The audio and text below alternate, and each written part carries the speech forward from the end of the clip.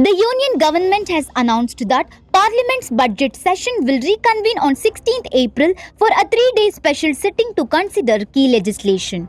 Among the bills expected to be taken up are proposals to implement the Women's Reservation Law and increase the number of Lok Sabha seats from 543 to 816. Both the Lok Sabha and Rajya Sabha have been adjourned until then.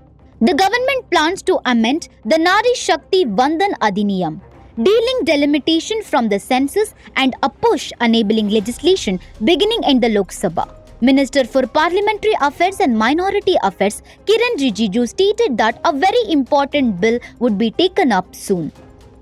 The announcement has triggered a sharp political row. Union Minister J P Nadda said the government has the authority to decide the timing of legislation. In contrast, Leader of Opposition and EICC President Mallikarjun Kharge accused the government of acting like a bully and pursuing electoral gains. Congress MP Jairam Ramesh alleged that the government was rushing the bill during elections, violating the Model Code of Conduct, and demanded an all-party meeting after April 29th.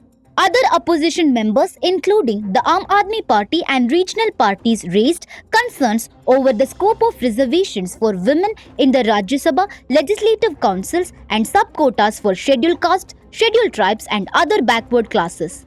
The Congress also warned that increasing the number of seats could disadvantage smaller states. Union Minister Kiren Rijiju informed the Rajya Sabha that the House will meet soon to consider this key legislation. In a separate development, Parliament passed a bill to recognize Amaravati as the sole permanent capital of Andhra Pradesh. The Rajya Sabha approved the Andhra Pradesh Reorganization Amendment Bill 2026 with a voice vote.